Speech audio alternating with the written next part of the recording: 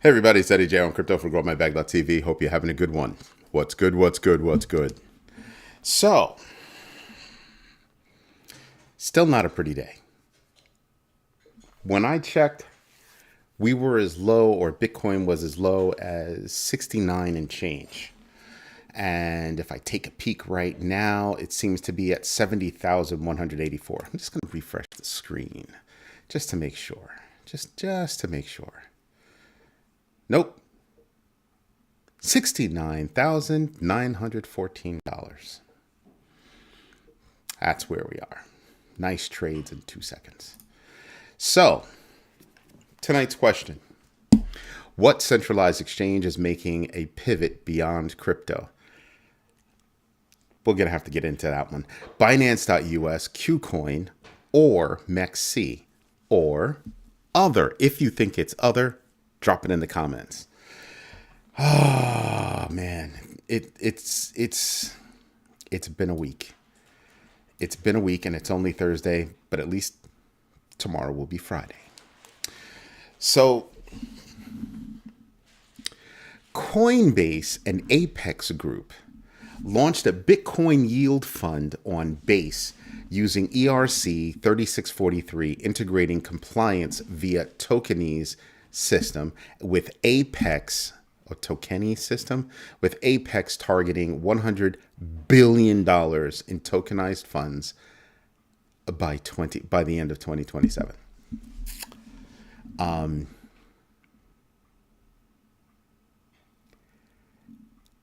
When I stop and I think about tokenized assets, right? I think they went middle of the road with their number. A little aggressive with time frame, possibly, but I think they went middle of the road. I really do think they went middle of the road. And the reason why is because if you look at the size of the RWA space, it's huge. It's huger than huge. Technically, it's everything on the planet, right? Let me rephrase. Everything on the planet that is of value. Vive la différence. Vive la différence. So you start to realize, holy moly, that could change things. That's why I'm saying I think that number could be on the middle side, in the middle of everything. If you wanted to be modest, you would say 50 billion, right? If you wanted to go just a touch higher, 100 is the number. But if sky's the limit, then there really isn't a number, right? You could say 250, you could say 500, you could say a trillion. Because what's the actual addressable market?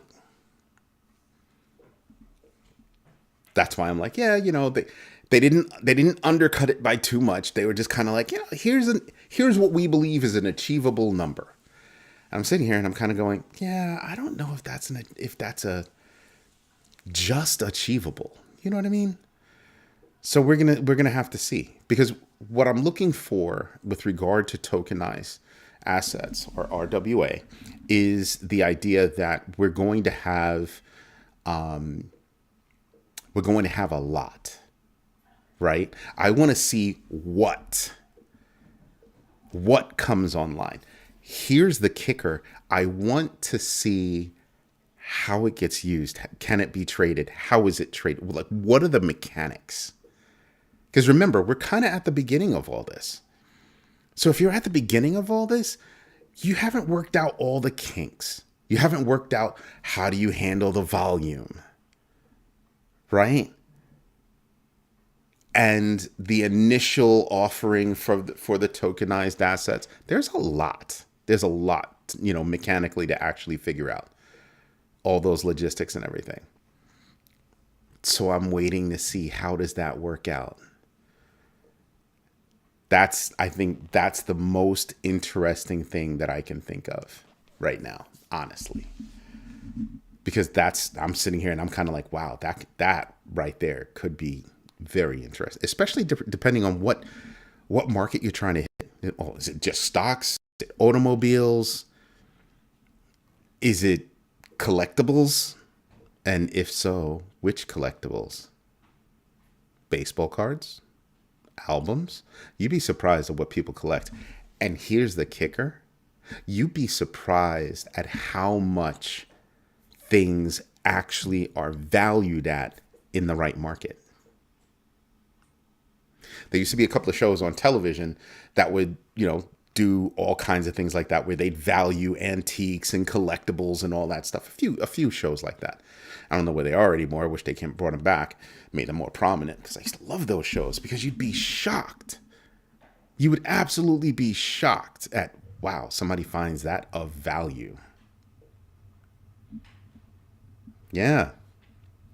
So it really depends on what you're going into. It truly depends on what you're going into.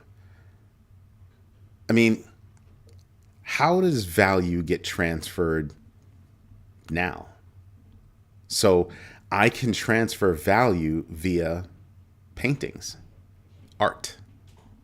Yeah, you didn't know that, right? Expensive watches. I want you to think about something. So here's something that I learned a while ago. So if I want to buy a $2 million watch from wherever, and I don't want to pay the taxes on that watch, you know what I can do? I can fly a plane, a private jet, and if I'm buying that watch, I can afford this.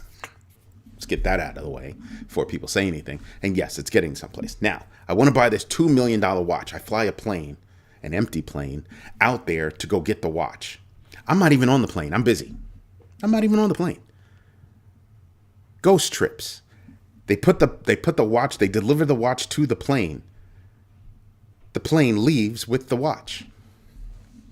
Nothing to claim. The watch was delivered in country. Watch was already paid for in country. I don't have to pay import taxes or anything else. Heck, you don't even know if the watch exists.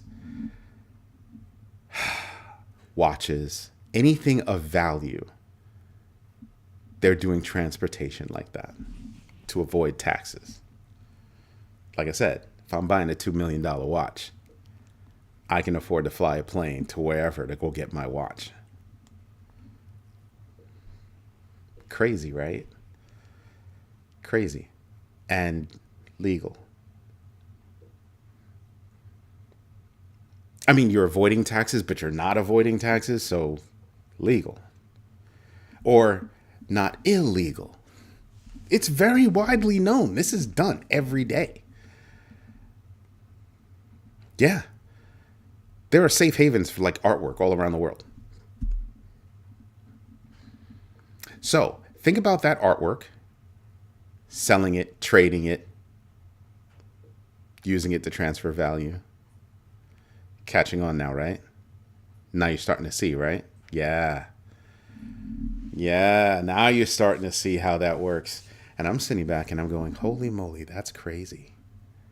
Except not so crazy. But now introduce tokenization, and now this thing of value can just be traded, right? Like I said, I'm looking to see how the mechanics are. I'm looking to see what it's like. 8 Paws in the house. Thanks for letting us know you invested in yourself. Again, one more time. What centralized exchange is making a pivot beyond crypto? It's going to be an interesting conversation. Binance.us, KuCoin, MEXC, or other. If it's other, drop it in the comments. Yo, my man, Richie, I'm surprised you didn't actually say, what 8 Paws said. She seems to be on some sort of a kick. Some people these days, some people. But, so imagine, that's why I'm saying $100 billion? $100 billion doesn't seem like anything nowadays, does it? I mean, for example, you had, who is it? BlackRock? BlackRock's ETHB fund surpassed $254 million in assets under management in a week. $250 million. Now, granted, that's 250 million, but 250 million to get to 100 billion, how many weeks? And then you start to realize, yeah, that's actually not a lot. That's not a lot. then BlackRock might have some sticker shock because Morgan Stanley is gearing up to actually start selling its own Bitcoin ETF, which would most likely lead to don't sell IBIT anymore. BlackRock's Bitcoin ETF. And they're about to do the same thing with Ethereum. That's going to be interesting. So you know how I have a risk register and I have a positive register? Like I just keep track. I try to keep track of what I think is going to affect my bag that's going to have like the most impact. That's going to cause possibly the most pain. Right? Or give me the most pleasure. Grow my bag. That's the whole point. So I'm looking at that and I'm kind of going, how much pain is BlackRock going to feel if Morgan Stanley stops selling, theirs? They've got 15,000, I guess for all intents and purposes, salespeople. How long is that? How long would that be? I don't think they're going to feel it. They might feel it, for the first shock, because it'll be a think. It'll be a cut the cord kind of deal. But I think it'll be made up. I think after a while it'll wind up being made up. And here's the thing. It's not a severed tie. It's we're not going to sell anymore. And then when people want to get back in, we will steer them toward ours and not yours. But whoever's got your IBIT will maintain holding that IBIT until they don't want it anymore. All those lettuce hands FOMO, same people. So yeah, I'm keeping an eye on my. I have a planter inside my office, and I just filled it up with water, maybe a little too much water, to be frank. And I'm listening to it leak. Not leak. So you fill it up with water, and when there's an overflow mechanism, and if it overflows, okay, you just catch the water and dump it out. No big deal. But yeah, I'm looking at how the market is shaping up. Again, I'm a guy that likes to pay attention to infrastructure. We're not talking about BlackRock's IBIT going under or anything like that. We're talking about more competition. Infrastructure. Morgan Stanley's finally catching up to the big boys. Morgan Stanley's not, I like Morgan Stanley, don't get me wrong, but Morgan Stanley is not a top tier. It's like second tier, right? It's second. The big boys and big girls that play up here, they play up there. Morgan Stanley's over here. So it made sense for them to tell their 15,000 consultants to, or advisors to go out there and sell, IBIT. Cool. Now my question is, with those 15,000 advisors, are they also going to tell them, here's how to educate your customers? It was a question I've been asking for a while. So I don't know when they were selling IBIT if they were actually educating their customers or just quickly selling a product. I'm wondering if their tactic will change when they start selling their own. Right? That right there is interesting to me. I'm like, oh, that's good. That right there is really, really good. So I am paying attention to that. My man, Mr. Big, thanks for letting us know that you invest in yourself. Greatly appreciate that. So yeah, I'm looking at stuff like that. Then Bybit introduced a yield-bearing tokenized gold product, XAUT, enabling interest earnings as tokenized commodities hit $6 billion in February amid gold price declines and rising blockchain-based asset interest. You introduce it now and you let it rock. Just let it go. It's sort of like when you first start investing. The sooner you start investing, the more money you'll make, right? Compound, compound, compound. You get what I'm saying? So you've got to plant your flag at some point, and it'll be this big for however long, and it'll slowly grow I mean, just like our community, we're slowly growing, right? 32,800 or so. Slowly growing, but growing nonetheless. That's why I look at that. That's why I make note of it, right? That's why I make note of it. Then you have EtherFi allocating $25 million to Plume's RWA protocol. RWA, again. Offering hybrid crypto-based strategies, as tokenized RWAs, again, reach a certain point. You're kind of like, okay. There seems to be a theme. There seems to be a theme. Now you know why I pay attention to these tiny little things. It just so happened that I got that news today. Two things today. Does XAUT wallet address show? How about you go look that up? I do not know. You have to go look that up. And I would say that it's Bybit. I believe Bybit is the second largest centralized exchange on the planet. So go look it up. Whoever's interested in that, go look it up. It's a different kind of product. I'm not expecting them to be the same kind of product as everybody else. Again, it's a yield-bearing gold product enabling interest earnings and all that kind of stuff based on tokenized assets. Okay, cool. Gotta go do your own research. Know your entries and exits, because look at what Hutanik wrote. Look at what he typed. He's not wrong in asking the question. If you're going to do the research, answer that question. Answer that question. And by the way, thank you for investing in yourself. I greatly appreciate that. But yeah, go answer the question. There are a lot of tough questions you have to ask, and you have to then ask yourself, why is that important?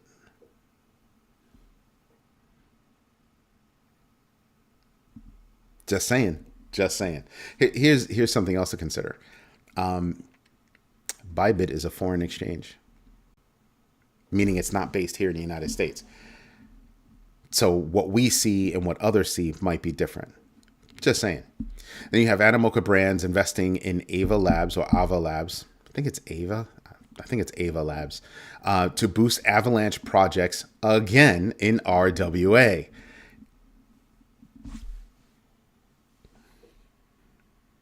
A couple of years ago, didn't we talk about how California put its titles for automobiles on RWA? I mean, on Avalanche.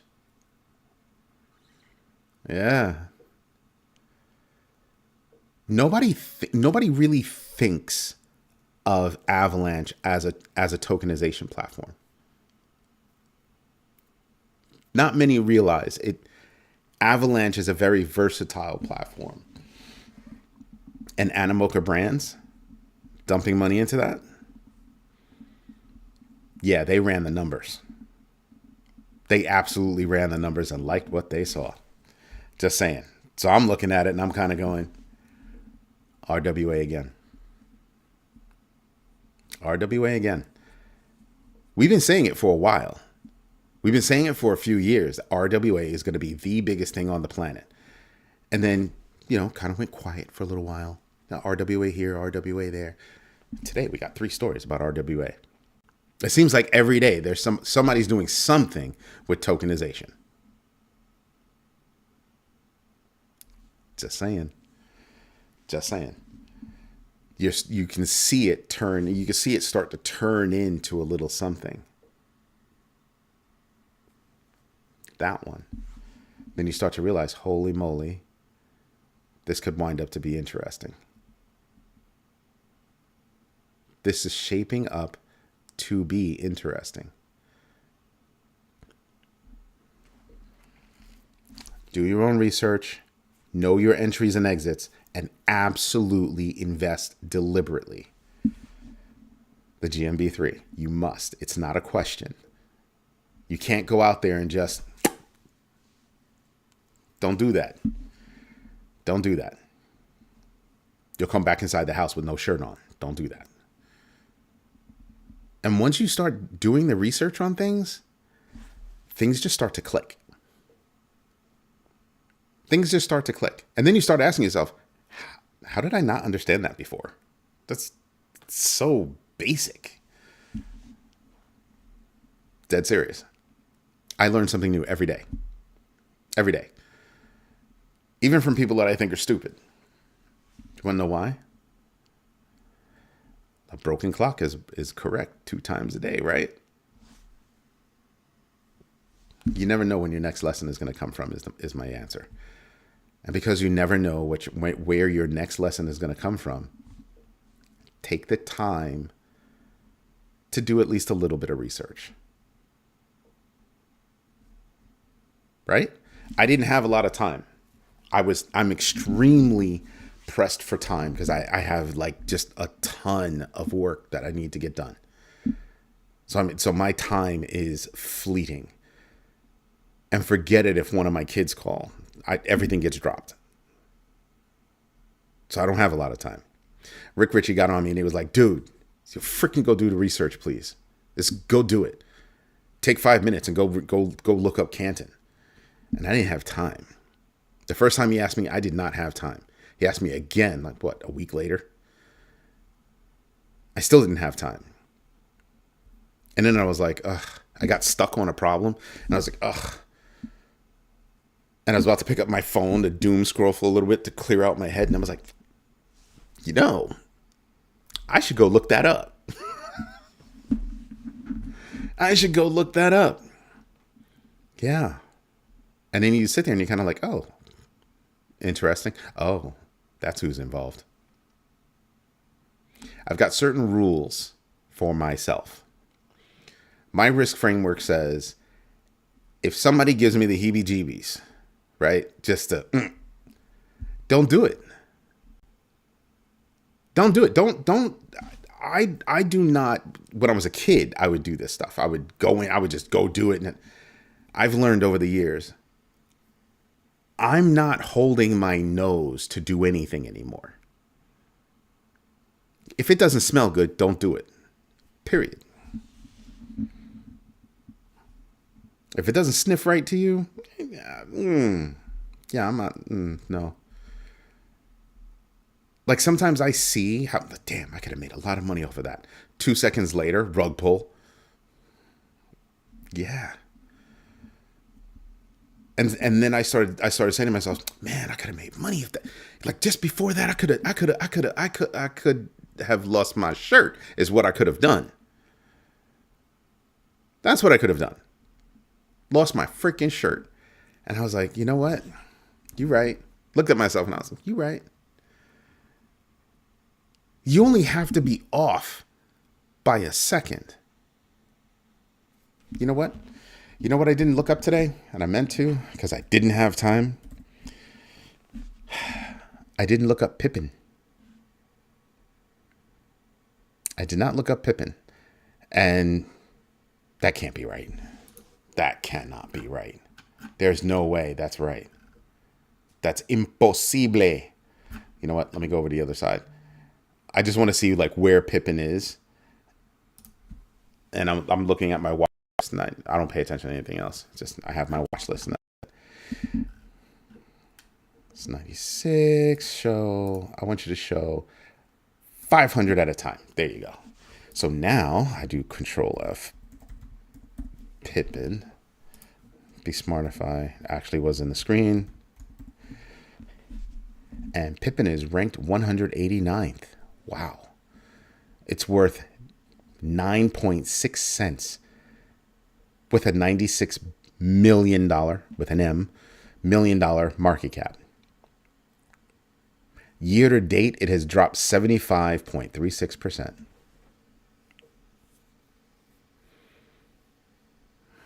Ain't got no green. I mean, it's up 0.9% right now. Ain't got no green. What am I missing?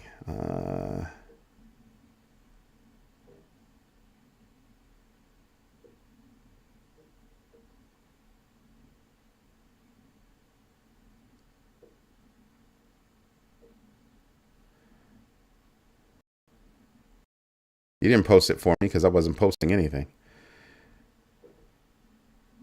Don't get me wrong, I appreciate the post, but you weren't posting it for me. I didn't have to do the research. And he did ask you to do the research too. So and that's not research. That's an article. That's not research to me. I want to know more. I want to know a lot more. Like you want to know a lot more. That wasn't enough research. I wanted to do enough to actually put together like a dossier, and I did. To me, it wasn't pretty. To others, they're kind of like, "Oh, that's really cool. It's going to go places. It's doing something." They have a lot of connections. It's Cantor Fitzgerald. They have a lot of connections. But I don't trust what they're doing. I don't trust who they are. I don't like how they do business. I just don't. Other people might. It might be okay for them. For me, my risk framework said, you don't like how it smells, don't do it. Now, other people might like it. They might be like, oh no, look who's involved. And That could be a good thing for them. Cool. I hope you do make money. I'm just choosing not to make money like that. You know what I mean? There's nothing wrong with making money however you're making money, so long as it's legal. And they're not doing anything illegal. I just don't like them. It's sort of like Tron. You could have made bank on Tron. Tron makes money. Right? But I just can't, because I can't stand Justin Sun. So I can't bring myself to do it. Cannot. It's like purposefully stepping on a mound of that stuff. I cannot. Purposefully? Nah. Somebody have to be like, oh no, there's $1 million underneath that. All you gotta do is rub it away with your foot. Oh, okay, that's different. And I can see the money peeping out. I can see the yeah, no, okay, but nah, I just cannot.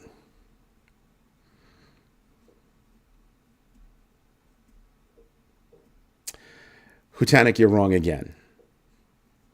You're wrong again. Sit down. I hope you're sitting down. And where's Patient One? The reason why I say you're wrong again is because, yeah, that comment just before this one, yeah. They're not going to be able to.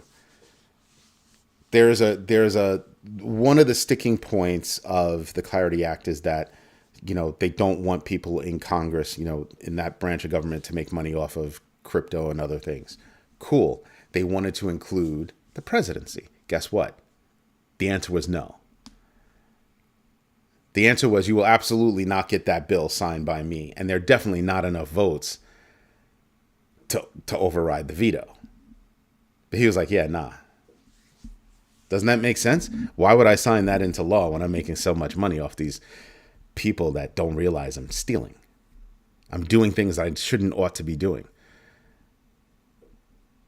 Now, I will say this. For a long time, people have been crying about he doesn't show his taxes or anything else. Real quick. It's not a law. It's not a law. And it was only introduced late last century. Yeah. So what we take for granted is not a law, and he doesn't have to.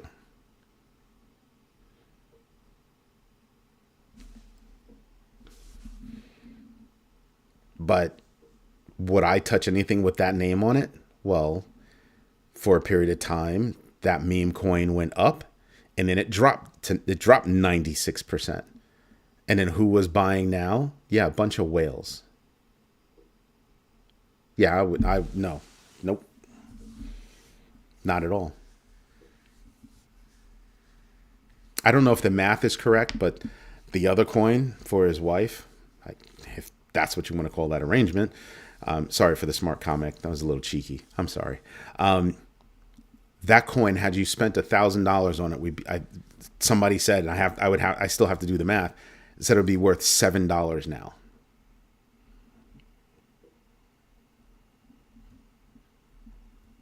Yeah, nah. Not touching that. Not touching any of that. Too shady. Everybody from New York. If you're from New York, you know how deep the shade goes. Very shady. Very shady. No reason to touch it. None. I mean, unless you have that kind of money to burn and you just wanted to have skin in the game because you think it's funny and okay, I get it.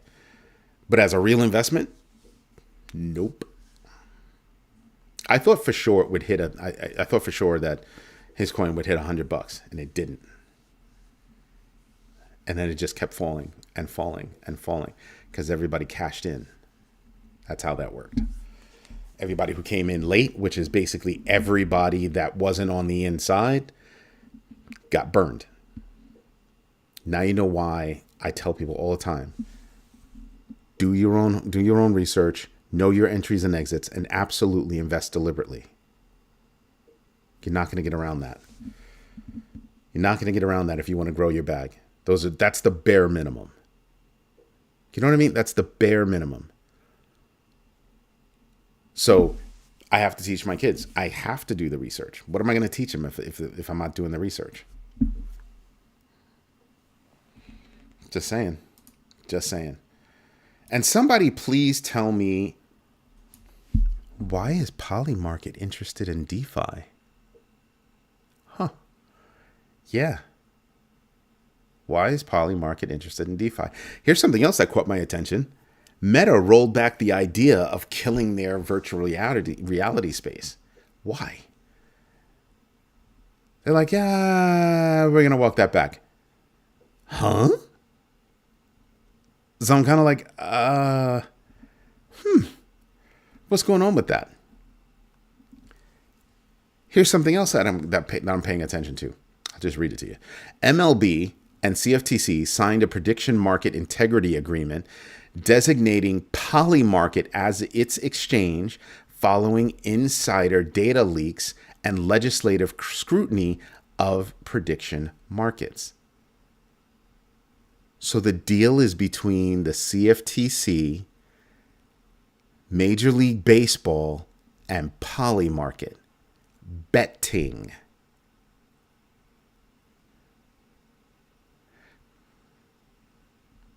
Now, my question is, for every state that has a baseball team, how do you feel about gambling?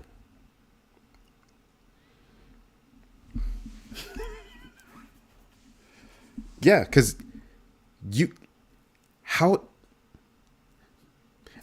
unless Polymarket says, well, for those states that don't want it, we'll geofence. Okay, a VPN solves that, right? My aunt lives in that state. I'll use her address. Solves that. But seriously, huh? Again, I'm just looking at the dots and then how they're connected and or how they line up. I think that there's a battle brewing between states and the CFTC. That battle is brewing, and that's not a slam dunk for the CFTC. They're not just going to be able to come in and say, "Well, we're the federal government." They're not going to be able to do that because that's not how gambling works. Right? It doesn't work like that for gambling, and all they have to do is say that this is gambling. And if one state finds that whatever piece of their business model is gambling, well, all states can find that piece of their business model to be gambling. Illegal sports gambling is some place where everybody's going. Just saying. So I'm just wondering how that's going to move forward. Just saying, that's interesting to me. Opera plans to switch to 160 million CeeLo tokens for payments, valuing at about $12.8 million, aligning with CeeLo's governance after integrating CeeLo stablecoins into its browser since 2021. Now, forget about that. Just it's publicly traded.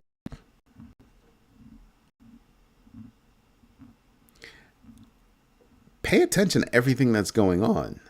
Now, Opera's not doing all that great, but Opera's publicly traded. A move like that, what does it say to you? I know what it says to me. It says to me that a lot of companies are beginning to make it easier for you to spend crypto. Honestly, I didn't see this coming. I didn't see it coming where platforms were going to enable you to do that. That's what I find to be interesting.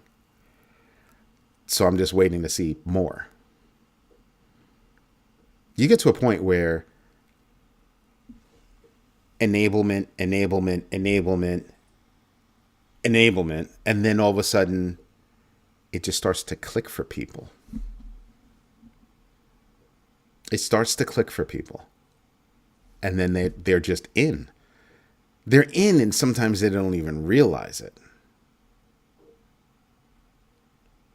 Don't you get, I know a lot of people that use Coinbase. I have a Coinbase account, by the way. No, they don't pay me for advertising, although they should. But when you go to Coinbase, isn't it hard to discern the difference between USDC and the US dollar? Like USD and USDC.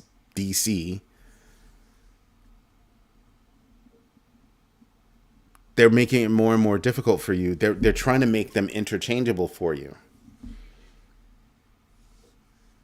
Have you noticed?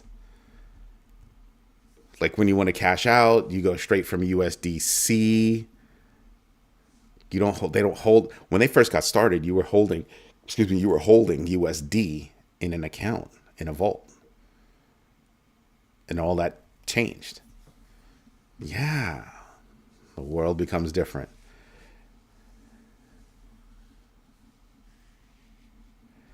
And Dark Horse, thanks for letting us know you invested in yourself. So imagine, allegedly Shopify will enable you to, do Bitcoin. Do crypto. Block will allow you to do crypto. There are a few, PayPal, obviously. You have a lot of enabled platforms that are enabling you to use crypto to do stuff. Wow. There's actually a lot of foundational work that's been done. A lot of foundational work that's been done to make it easy for people to actually start using crypto. I think there's only one last bridge that needs to be handled. One. And once that happens, it's a wrap. Dead serious. Once that happens, it's a wrap. Want to know what it is?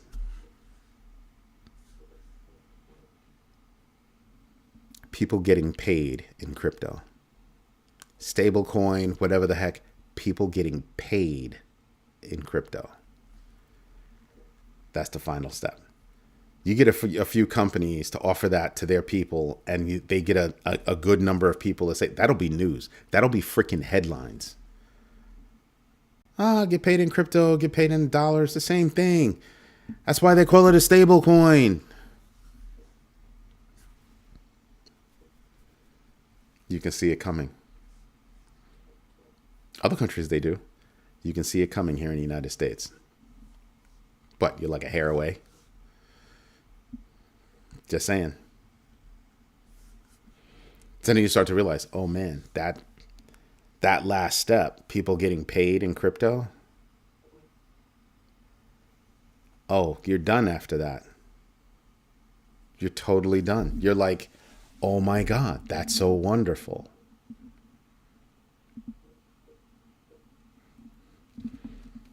I can have that dropped into whatever exchange or account that I want, which can easily be automatically accruing, rewards for me, yield.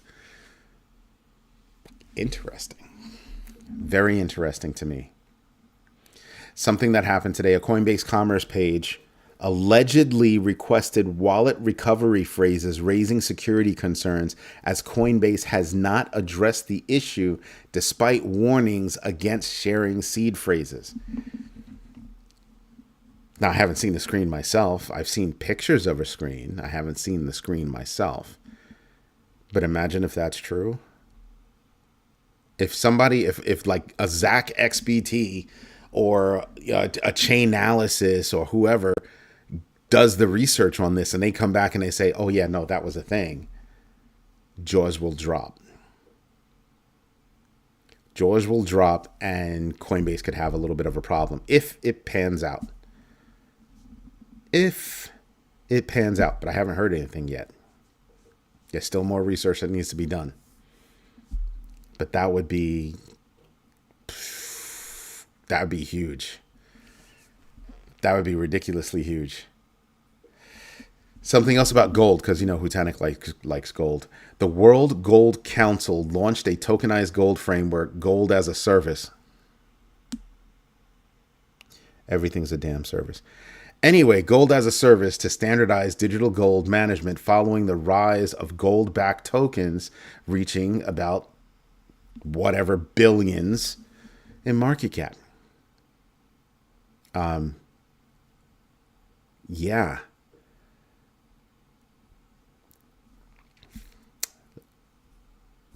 Nuts.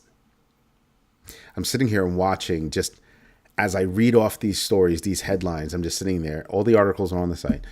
I'm kind of like, wow, that's going to be interesting. It's going to be interesting to watch that, play out. Right? Republican senators pushed for a stablecoin study. The sources suggesting it favors crypto over banking industry claims as the Clarity Act faces more deadlines.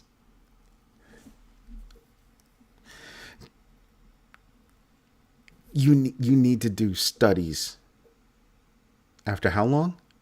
You need to do studies.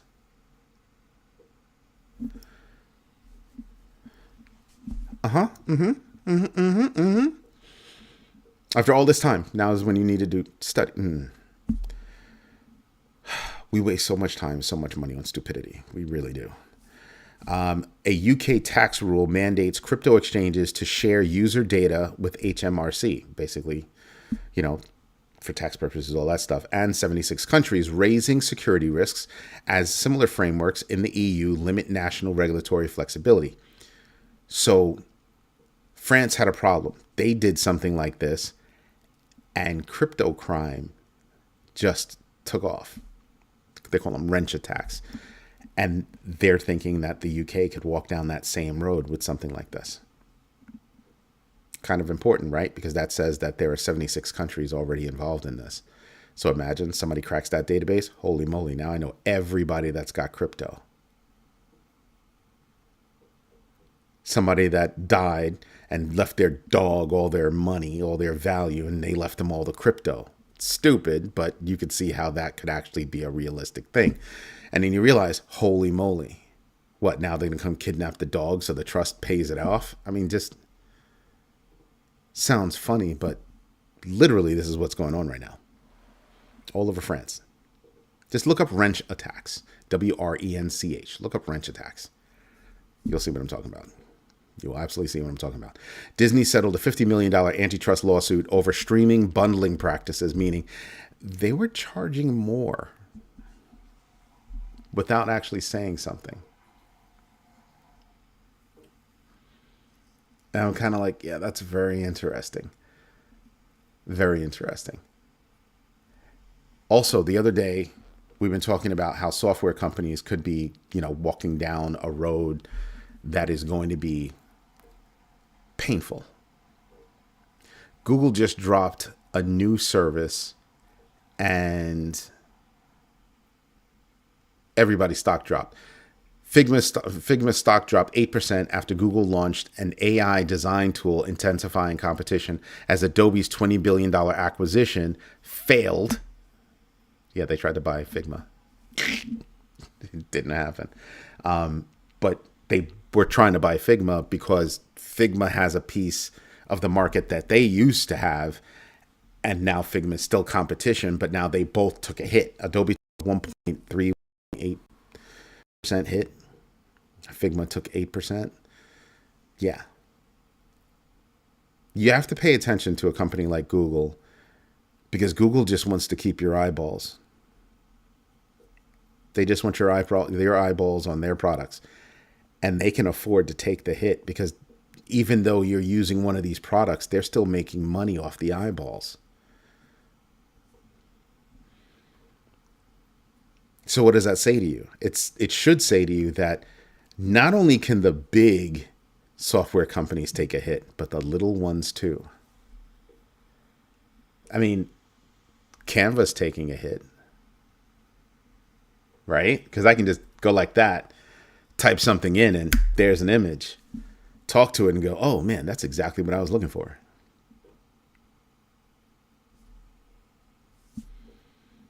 Yeah, and then you start to realize, holy moly, this is interesting. Hey, that was my idea. Leave my wealth to my...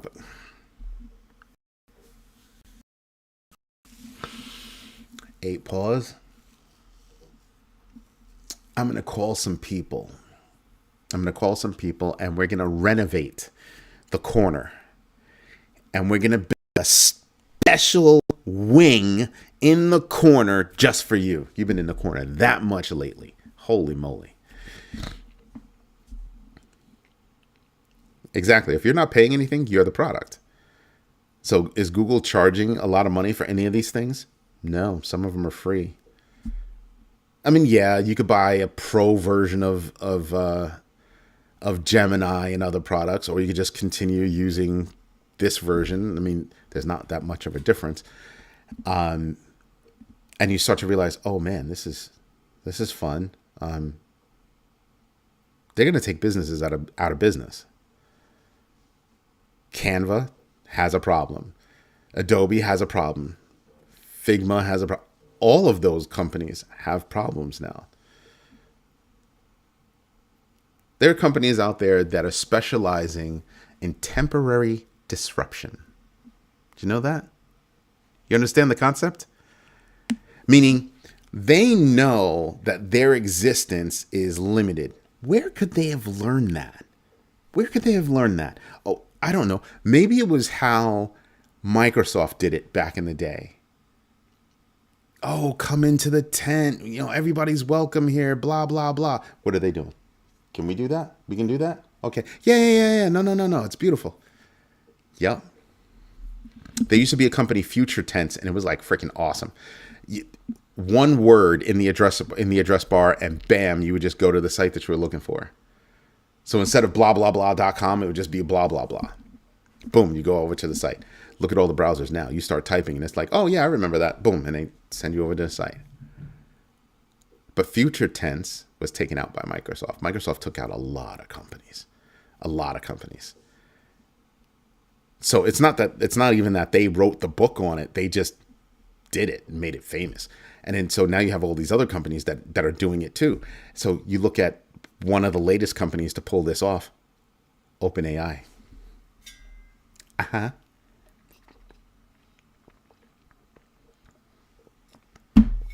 OpenAI. All those plugins. Wait a minute. All those plugins. Some of them still exist. I don't know where they are, but some of them still exist as OpenAI plugins. But OpenAI just rolled all that crap into ChatGPT. Where'd all those companies go? Yeah, fly by night. You were hot one day, and then no reason to talk to you a day after that. Another company that isn't doing it, but another company that's disrupting, NVIDIA. They're a big company, right? OpenClaw is a mad hit, right? Internet sensation. Poor security. No support. Hard to install. Blah, blah, blah, blah, blah, blah, blah. NVIDIA comes out with Nemo. Yeah. NVIDIA comes out with Nemo. And for us, you know, more technical, we're looking at Unsloth and what they came out with. And you're like, oh, that looks interesting. So what's the lesson to be learned? If you can come out fast enough and you can come out hot enough, you can reach an intense amount of heat, make a really good amount of money, And then that's it. Off to the next. So what are you doing? You're constantly looking for disruptive ideas. Jack Dorsey's working on, phones that don't require the internet.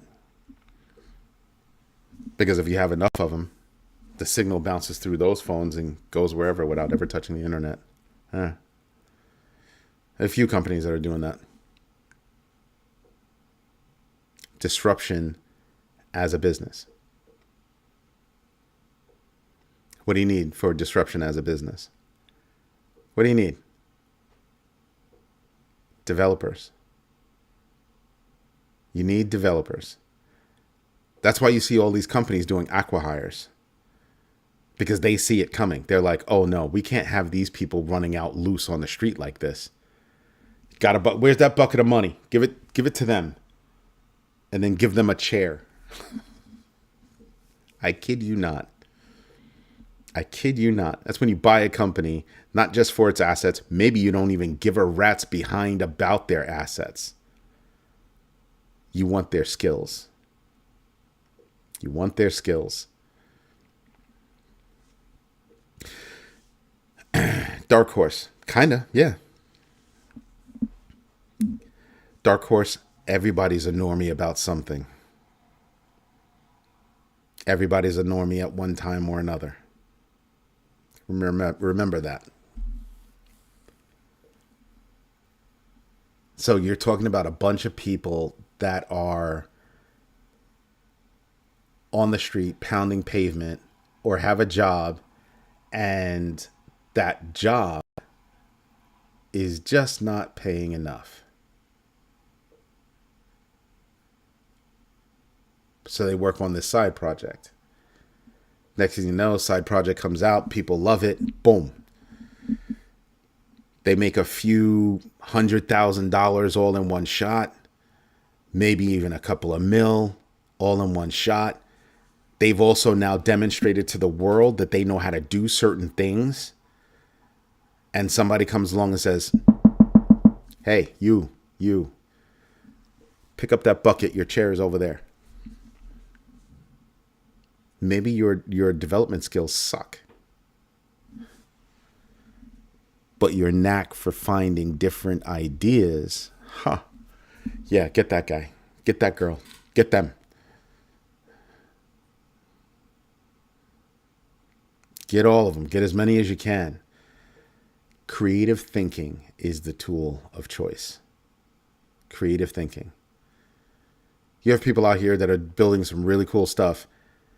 Not even developers. They learn how to use this no-code stuff, and they're just throwing things together, and it won't even scale. It probably won't even be as secure as they want it to be, but it works.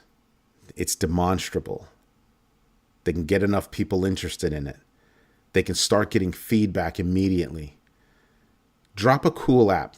You'll get like 10,000 people.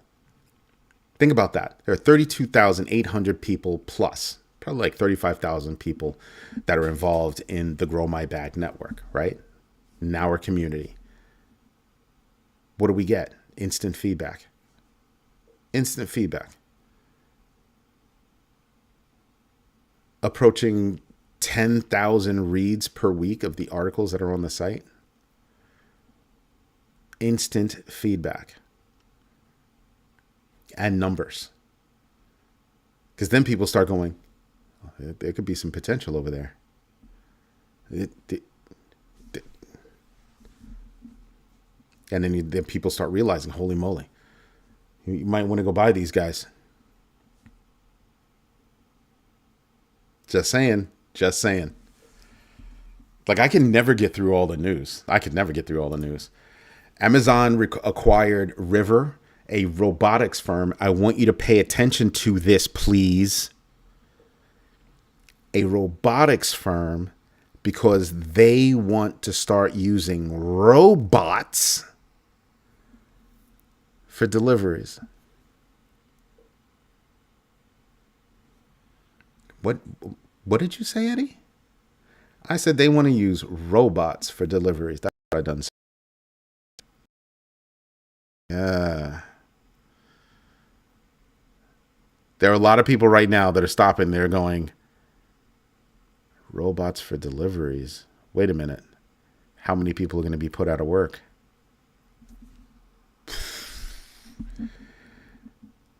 Think about what Amazon's been doing for a while. Drone deliveries. For drone deliveries, I'll just,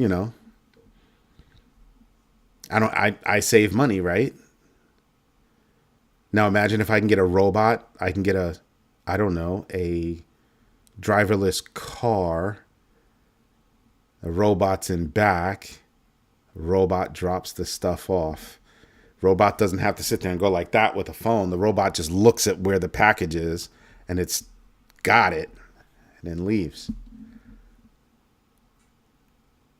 Does anybody see that coming? Does anybody see that coming?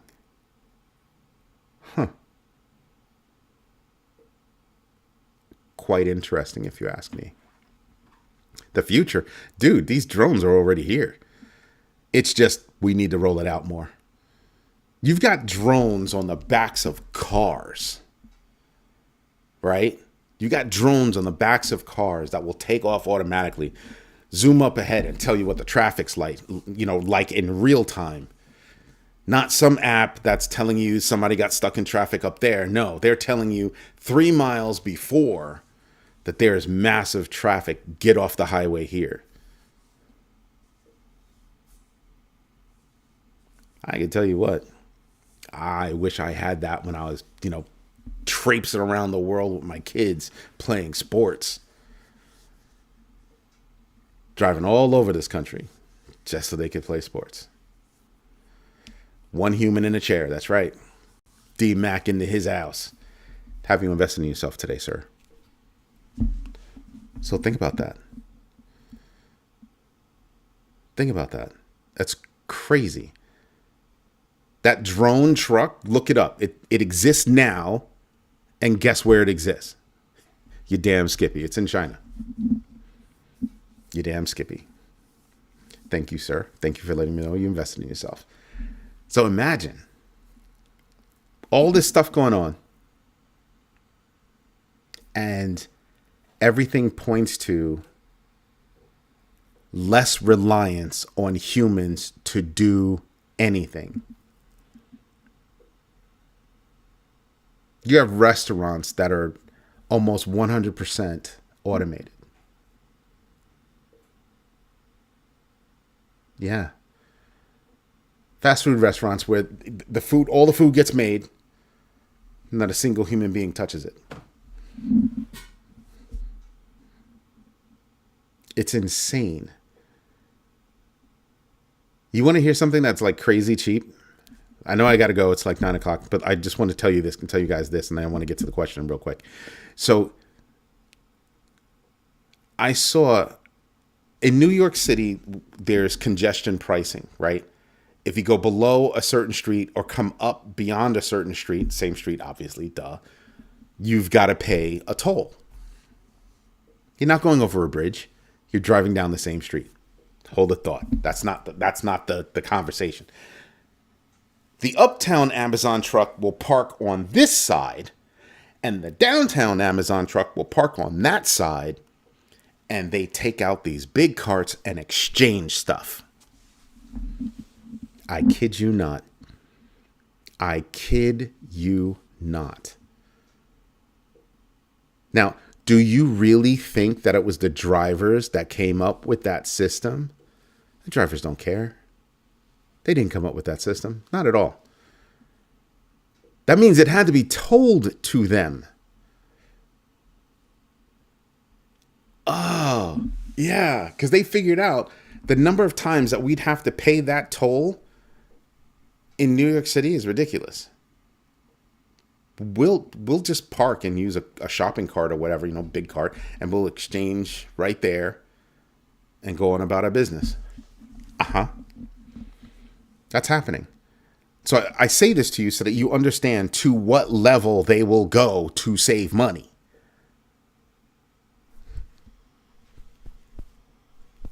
That one. Insane, right? Insane. Tonight's question. What centralized exchange is making a pivot beyond crypto? Binance.us, KuCoin, MEXC. Wow.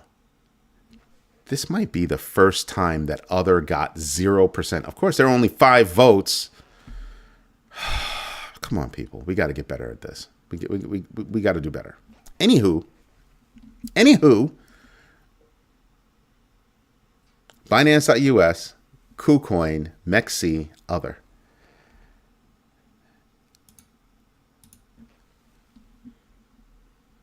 It's Gemini. It's Gemini. Should have seen that coming.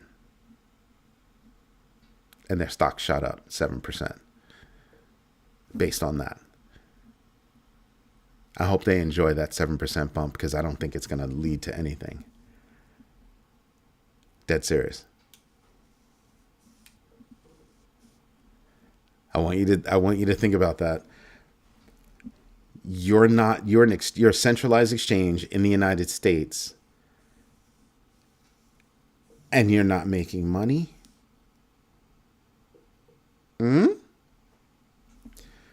Yeah, there's that. And DMAC? Yeah. Going southbound, going northbound. I think it's 60th Street. You pass 60th Street, you've paid a toll. They have the things up there like Easy Pass. Yeah. Taps into Easy Pass, by the way. So it's not like Easy Pass. It is Easy Pass. Is that insane? So when a client wants me to go work all the way downtown, I factor in my parking because I don't do trains. I factor in my parking. I'm an old man. I've paid my dues with taking public transportation when I was a kid. My left leg was Yamaha. My right leg was Suzuki. Yamaha Suzuki got me to wherever I needed to go. I grew up around Spanish people. Just relax. Just tap your brakes. So, yeah. On the same street. You're not going over a bridge. It's not like you're going from Queens to Manhattan or Manhattan to the Bronx or any place to Staten Island. Nope. A street. And it doesn't hurt people that live in Manhattan. It conveniences them because they get less traffic and it pays a lot of money into the tax coffers. And it's kind of like you're giving, and they closed off parking. So it's hard to park on the street anymore. It's hard to park on the street anymore. That's right. I look at it like this. You don't want me to come to the city if I can't park. Parking is already exorbitant. That's the business. The business I think that's going to take off in New York is all the parking garages accepting crypto for payment. That would be chef's kiss right there. Chef's kiss right there. Anyway, everybody, this is Eddie J on crypto for growmybag.tv. If you want to see the rest of the articles, go to growmybag.tv. You can do searches and all that good stuff, and you can have a blast doing your own research. Become a member. Helps us out. If you like what we're doing over here, hit the hypes, smash the likes. Definitely tell your friends about us. We're the only community that actually gives a damn about your knowledge when it comes to investing. All kinds of investing. And it's a safe space for all of us to learn something. Unless you're like Hutanicking, like picking on me. Get used to it. He's cool. Just saying. If you want to learn things, this is the place to learn things and ask dumb questions. Because I have a lot of dumb questions. I know I ask questions sometimes and you people are looking at me like, what the hell, man? I can't research everything. You know what I mean? That's why I ask people, hey, give me the answer, please. I just cannot. I have no more space. And I still have stuff to do. But if you like what we're doing, just show us a little bit of love. All right? Everybody, I want you to have a great rest of your evening, rest of your day, whatever it is. And see you tomorrow morning, 6:30 a.m. right here. Everybody have a good one. Bye-bye, and thank you.